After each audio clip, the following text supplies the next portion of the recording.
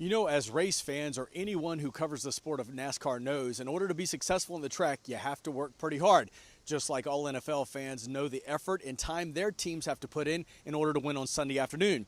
Well, for Greg Olsen, tied into the Carolina Panthers, he learned this past week that if you want to be successful in NASCAR, you better be all in. I think the biggest thing through the entire day and through the entire experience is just how hard these guys work. Just the notion that this is a full-time, commitment. From actually working the tires and the jack and actually doing their skill that they have to do on race day to everything that goes on behind the scenes. The workouts, the conditioning, the weight room, the lifting. It's a full-time commitment. I give these guys a lot of credit. What they do is hard. If you're not used to it, it catches you a little bit off guard. But it was an incredible day. It was an incredible experience. And it was cool to just kind of live their life here for a couple hours.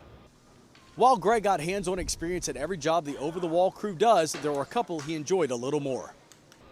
I liked running the gun. I thought taking the lugs on and off was kind of cool. The machine, it was quick, it was powerful. You kind of could zap around. Enjoyed that. I was a little surprised. You really got to get into that jack. That jack takes a little bit of figuring out the leverage of it. You really got to sit on it to get the car up. And I was also surprised, how hard it is getting the tires onto the lugs, onto the bolts. That was a little bit of an awkward kind of positioning and leverage there. So I give those guys a lot of credit. It's tough. After driving the pace car last Saturday night and getting some time to hang out with the 88 team at Hendrick Motorsports, Greg Olsen has grown to appreciate the sport of racing more and become a much bigger fan.